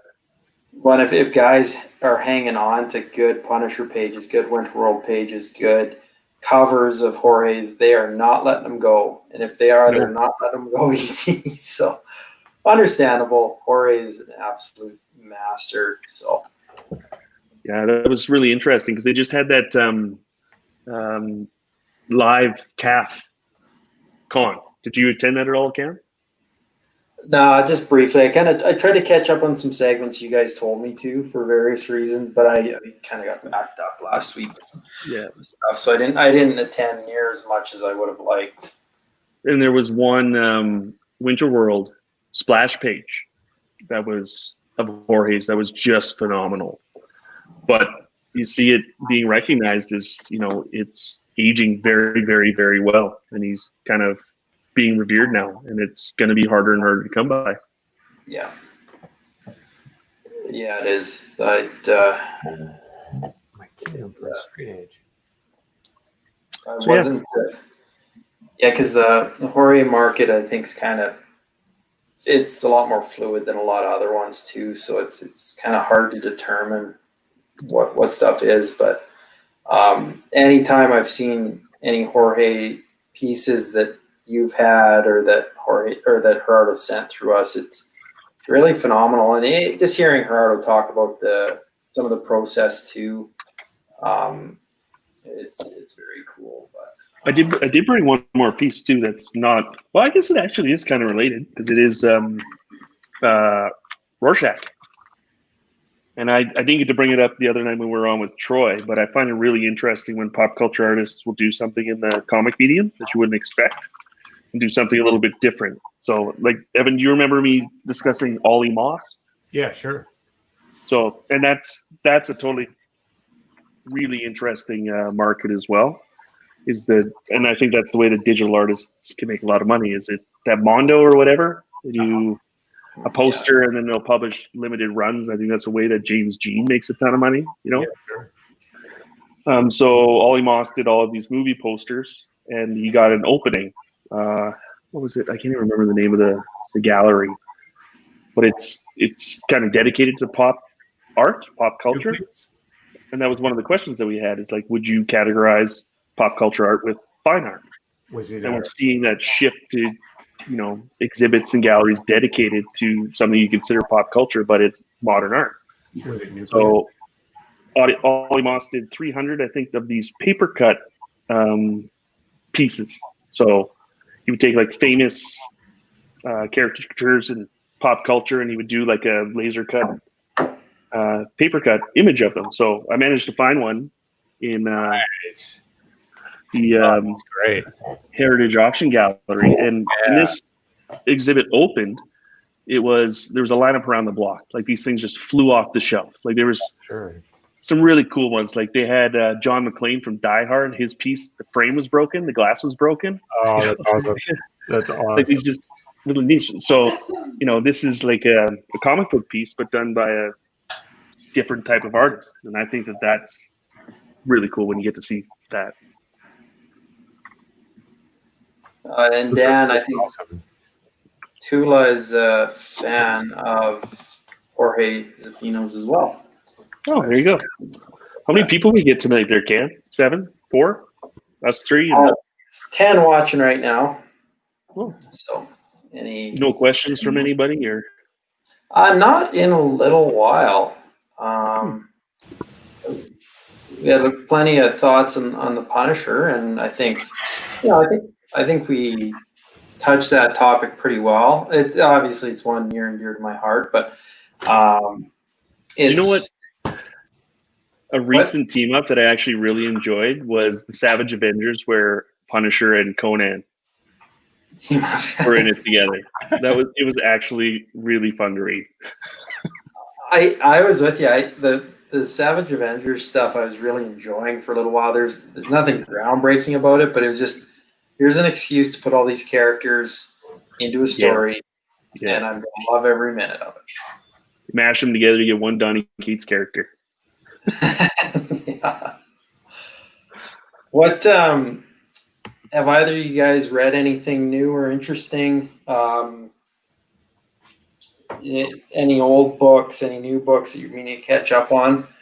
I know I just finished Moonshine from Rizzo and Azzarello, the first volume. That was really good. I knew it was going to be good, but it was better than I expected. But that's one I recommend for people to pick up. Evan, Jay, I'm kind of bouncing around now, but Jay just asks, is art school necessary, recommended to become a professional artist? Or what are your thoughts on that? I mean, only if you like Friends. Would it be specific to content? Like, would you have to go to art school to be considered a professional underwater basket weaver? Like for comics versus sculpture versus whatever? Yeah, I think that's kind of maybe the thing is like if you have your heart set on gallery openings and art world life, then I'd say probably go to art school just because you're going to need the contacts. But I don't know. So it's networking based. Yeah, for sure. I mean, I will say I think the other thing that art school probably gives you is discipline, and it's not that you can't come by that honestly or without university, but it's harder.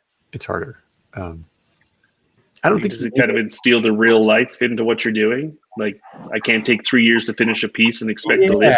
Yeah, exactly. I mean, I before I got into games, I did ad design. Did you say games or gangs? Both. For games or gangs, I was in ad design. I was in an ad design gang. It was terrible. Came up with sorry. The pun illustrators. I keep going. And working in advertising really prepared me for the real world because, of course, a deadline is written in stone a lot of the time, and there is no excuse good enough to warrant missing a deadline. And so it taught me really quickly, like, all right, if you're gonna do this seriously and have people depend on you, then you've got to take those deadlines seriously. And right. And so, yeah, I often wonder if I had gone to art school, if I wouldn't have had a little bit of an easier time, just because that stuff would have been instilled in me from the get-go. Or, teach you the fundamentals. And like, that's one of the things that, especially when you get to the high end of stuff or expensive stuff with artists and collectors, is you're usually dealing with a very well-educated, well-informed level that, you're an artist. Like filing taxes might be foreign to you versus somebody that's used to having 300 people report to them on a daily basis. Sure. You get some really interesting interactions with the way that they would value the money they gave you versus what you would treat it like. So that was actually one of the topics we brought up last week with another collector, is laying out expectations, because you might think that it's natural, but it might not be. And art school will probably do one of those things that's giving you those hard skills. Yeah, I don't know. It's hard to recommend art school because I didn't go myself. But at the same time, I've also been very aware of the skills that I had to learn on my own, or the conventions that I had to learn on my own, that probably would have come a lot easier had I gone to art school. It's hard. How do you feel about photography? It's a lot of money. It's a lot of money. Yeah, yeah. If you just happen to have 30 grand kicking around, fine. But like, if it's going to be a chore, like, I don't know, hang out on YouTube, make friends with other artists, make friends with people who are doing what you want to do, and pick their brains. How do you feel about photography? I'm for as opposed to against. What do you mean? I don't know what photography. Do you think it's like a really good skill, or do you think it's art? Like, do you think that somebody's photograph should sell for millions of dollars? Well, look, I mean, far be it for me to say what anything should be valued at. I mean, value is what anybody pays for it, right? Like, well, that's why it's your opinion. I don't know why a photograph shouldn't go for millions if it's compelling. If somebody wants to pay that for it, sure. Yeah. I personally wouldn't, but I don't know. Maybe I just haven't found the right. Maybe I haven't found the right photograph. Yeah. Well, as far as the medium goes, like, I hate it when you see like a photo on a cover or photorealism. I just feels misplaced with this. So I don't know. Anyway, I don't know where that came from. I'm looking at this board game, and that was the question that popped into my head. Anyway. Well, it's funny. Dave Johnson, he took a photo from his place in New York City, or his hotel room or something, and he really liked the photo he took, and then he just shoehorned Batman in there somewhere, and it made for a really cool cover. And Dave always works so traditionally, and I always loved his work. It was odd to see him do it, but the result was really nice. It sucks that there wasn't an original involved, but I think in rare instances it can work. But I'm with you. If there's like a comic and the cover is all of a sudden a photo of the actor who played that character, sure, I couldn't hate something more. I'm kind of with you. Like, it's sort of the same thing with, I don't know if you guys can notice this, or if it's maybe an artist specific thing, and I'd love to hear anybody in the comments who has an opinion on this. But like, can you guys tell when somebody is over reliant on photo reference in comic books? So it drives me nuts, right? Like, I can see it a mile away. I'm not sure if anybody else can, but when I see it, it's not that just recognizing photo reference is enough to kill the mood for me or anything. It's just there's a level of, I don't know, it somehow robs a composition of vibrance. Like, it just doesn't feel as dynamic or as alive as it could. And once I clock it, I can never get it out of my system on a book. Yeah. So if I pick up an issue and I'm like, oh, look at that fucking giant splash page of photo reference, it doesn't matter what else is in the book at all. I'm still looking at it through the lens of photo reference. Can you? I mean, do you notice that as well? Is that as obvious as I think it is? Well, one of the most important things for me is like, it's escapism, suspension of disbelief. Like, if I wanted to look at an image that I could see in a newspaper, right, that takes away from, like, I feel like as soon as you kind of normalize it, or like if I read an X-Men comic and the cover was photo reference, I'd be like, okay, this is dumb. Like, the subject is supposed to be outside of reality, right? So like, I get it, and I just don't think that it fits in with, I think it's a little bit lazy, to tell you the truth, but it's not what a comic is to you. Yeah. So like, my definition, like, if I had, like, it really bothers me too when I'll see like a totally different artist in the middle of a run of comics, like, them assembled all together, the colors, the images, like, that's a piece of art in itself. And that's, like, old X-Men comics have a style, and they have something that's really eye appealing. And then, if something means collecting a sequence of those, and in the middle of it, there's like, you have Chris O'Donnell with bat nipples. I'm like, oh, you ruined it. Right? Like, like, no, but I illustrated a superfluous one. Like, he's got 3. That's not normal. I'm like, well, maybe, but like, it takes away from, the consistency of why you're reading that in the first place. Like, it's misplaced. Like, if something is entirely photo referenced along the way, I think that's okay. But I think if you cheap out and do it in the middle of something, that's not. But there are artists who are so technically adept that I often wonder if it's photo reference, and it has to be. Well, so oddly, like Sienkiewicz is one where I'll look at his stuff and I'm like, this is too right. Like you've nailed it too perfectly. Mm-hmm. And I mean, I've met Sienkiewicz a couple times, but I've never asked him about it. It doesn't seem, it's not exactly like cocktail chatter, but like, yeah, it's like, are you a fraud?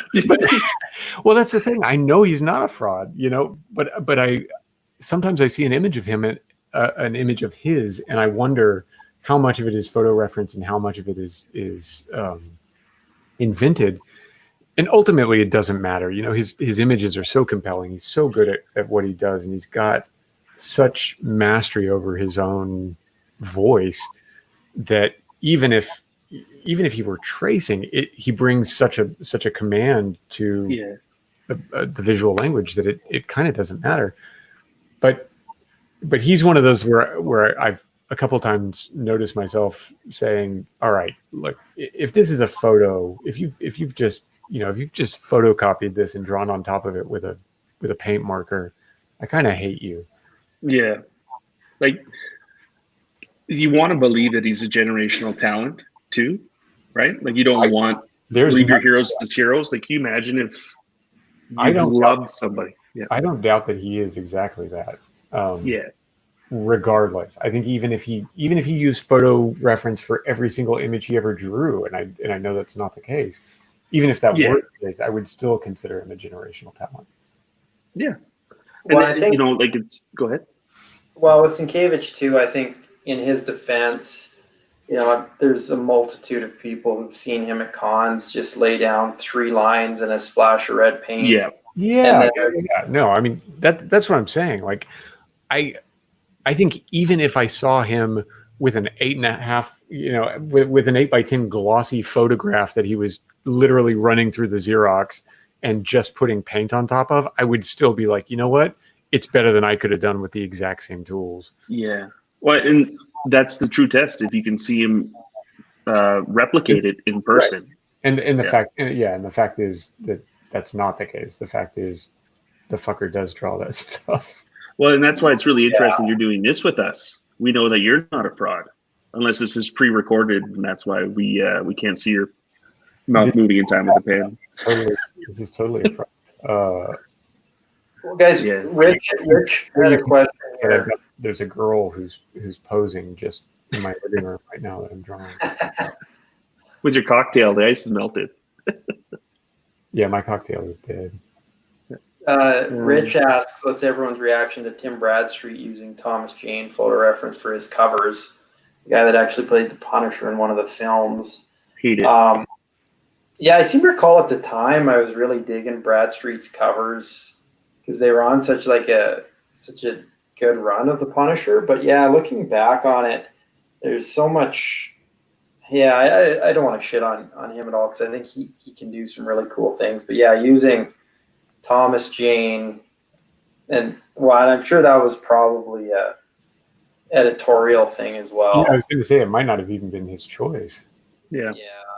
Like, I don't think it fits. Like, I cannot think of one storyline or one thing related to comics where I would prefer the recreated movie version over an illustrated original.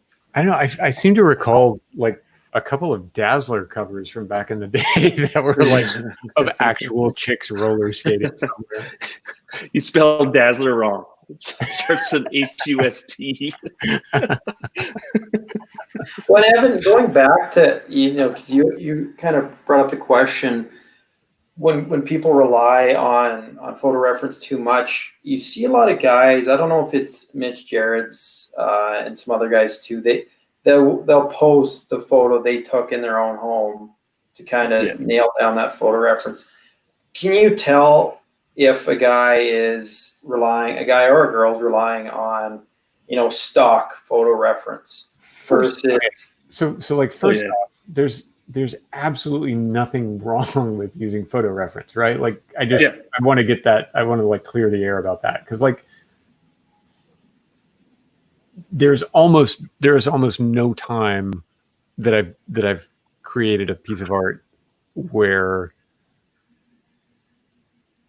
producing some photographic reference has not benefited the piece, right? Like if I just can't quite grasp what a foot is doing at this particular angle, me taking a photograph of it isn't going to make it worse. Right? Like it's only going to make it better.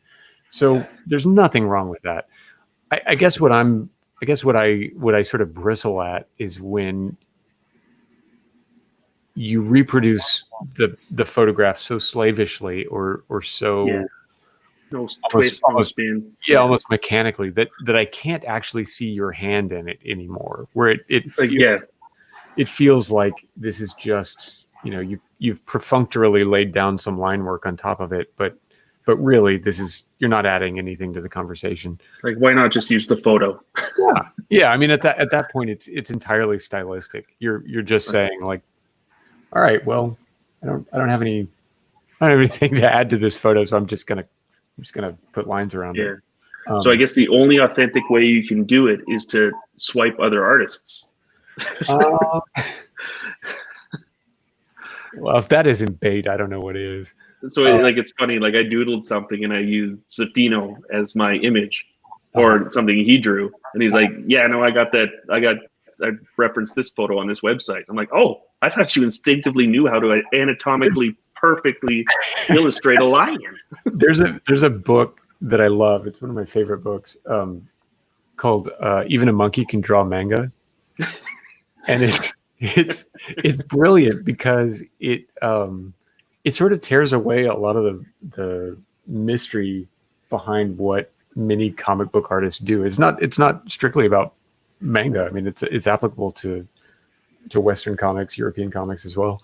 But there's a whole section in it where the premise is that there's a younger manga artist who's trying to learn from his sensei, and at some point, he can't quite get the pose right, and the sensei comes in and he's like, "Why on earth are you trying to figure this out? Otomo did this 20 years ago. Just copy his." and there's something to be said for, there's I think there's a.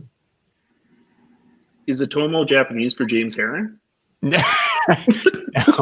Otomo, who did Akira. There's something, I don't know. There's sort of a dirty little secret that's like, you may have this favorite panel. You may have this. You may have this 2-page splash in your head that's like, oh man, Liefeld really nailed this particular page. And it's like, oh shit, he completely ripped that off. And it's I don't know, there's something endearing about it that, like, none of us know everything except maybe Well, it's one thing when you get defensive and you try to defend it that's original, and people are like, "No, we know that is not." It's another thing if they'll totally be like, "No, this was my inspiration for this." You're like, "Oh, okay. I still can't do what you did." And you're like, "Cool, high five. Let's move on." I don't know. I mean, I guess there are people out there who, I don't know. I feel like the majority of comic artists like take a little joy in I guess, visually sampling is the best way to put it. Like sampling other artists, and I don't know. I don't think there's any way to look at that Liefeld Ronin image other than just sheer joy. Like he's just having fun with it, because he's got an entire generation that has no idea what the original reference is. I mean, he's not. I don't know. I don't think he's like. I don't think he's thinking nobody will ever know that I ripped this off of Frank Miller. Like, I think he's reveling in fun, Yeah. Well, even if, half the people that believed it figure it out, they still got the other half that think that he did it. Yeah, and I think it's silly to also get irritated by it. Yeah.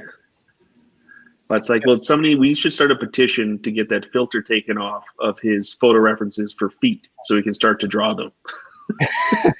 I mean, I don't know. I guess there are some photo reference and swipes that are a little beyond the pale, but I think that's fairly rare. Yeah. Oh, how did the feet turn out? Yeah. In that Frank Miller swipe, I think it was a waist up only. Well, that's coming along very nicely, Evan. So this, Dylan had asked earlier what the piece was for, and this isn't for anything in particular, is it? Your eyes only. Thanks for tuning in, all four of you. And now I've scared them away. Yeah, you go for quality. Like I got 4 conjoined twins. It's just this is what you doodle on a regular basis? Yeah, I mean, this is just for hanging out and what? Isn't this what I'm supposed to be doing? What am I doing? Absolutely. Yeah. And I will tell you the garbage can you're supposed to throw it in so I can retrieve it later. I didn't even think about it. That Weapon X piece that you insist looks like Manta because you're terrible.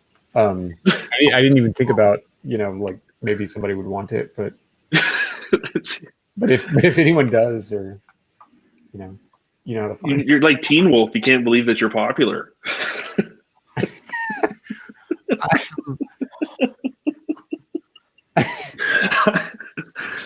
I can't believe I just had that reference. Am I like Teen Wolf? Because I don't think I am. No, I don't think so at all. No. Here's a question, and this is serious. How big is Magic's hair? Oh, it depends on the era and what band she's listening to.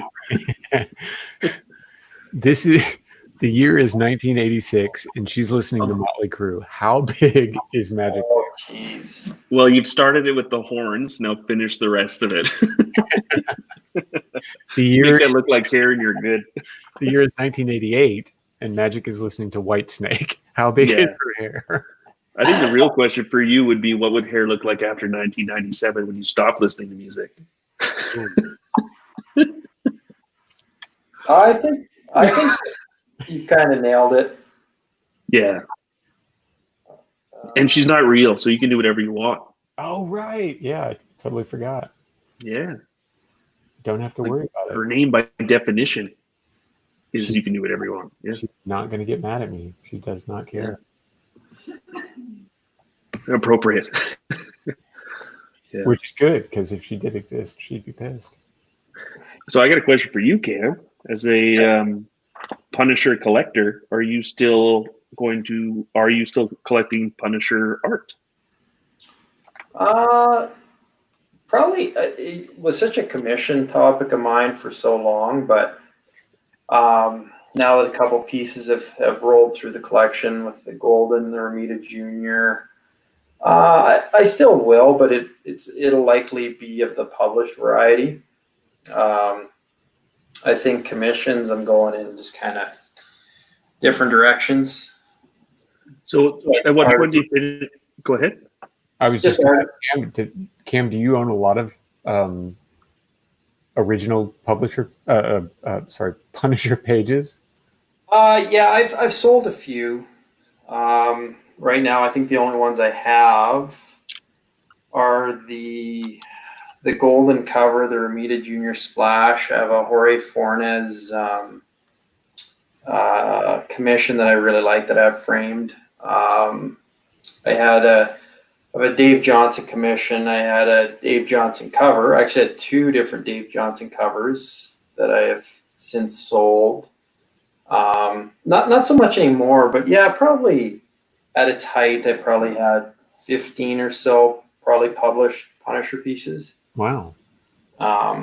Just kind of moved through a lot of them. And is it sort of transient? Like you just sort of, you think of yourself as sort of a caretaker of them for a while until you pass them on? Wasn't really the intention. I think it just became a reality of the hobby. To get one big piece, you might have to sell 10 smaller ones. Sure. And do you think to yourself sometime like, oh, this one is really expensive, but it's going to be great to hold on to for 6 months and enjoy, and then I'm going to turn it around?